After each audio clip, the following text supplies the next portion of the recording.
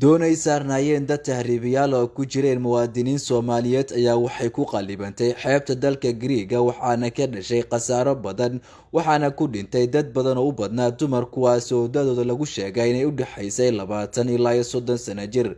doonta oo ka baxday gudaha dalka Turkiga waxaa saarnaa Soomaali ajaanib kale oo badan kuwaas oo ku sii jeeday gudaha dalka Greega. dadka ka badbaaday shilka doonta ayaa waxaa lagu hayaa xero weyn oo ku taala xeebta jasiiradda dalka Greega. sidaan oo kaleete dhowr jeer hore waxaa u dhacay shil doon ay saarnaayeen dad badan oo tahriibayaal ah kuwaas oo ku sii jeeday dalalka reer Yurub iyagoo ka baxay gudaha dalka Turkiga.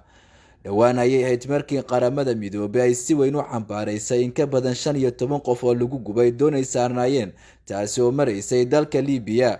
dowladda Turkiga ayaa eedeymo culus u jeedisay saraakiisha ilaalada xeebaha dalka Greega iyagoo dadka saarnaa doonta ee ahaa tahriibayaasha dib u celiyay. dib u celinta doonta ayaa waxaa ka dhashay khasaaraha dhimashada sababay.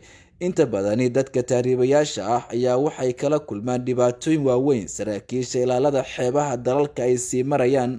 dalka Greega ayaa waxa uu iska beryeelay eedeymaha kaga imaanaya dhanka dalka Turkiga ee ku aadan saraakiisha ilaalada xeebaha dalka Greega ay dib u celiyeen doontaasi ay ku dhinteen dadka badani.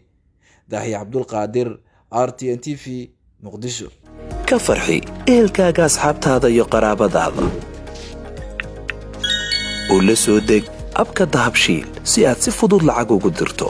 marka aad la soo degto application-ka Dahabshiil ee aad lacag ka dirayso isticmaal koodka khidmad la'aanta ee Tree oo kuu sahlaya in 3 jeer ee ugu horreeya ee aad lacag dirayso aan wax khidmad ah laga qaadin.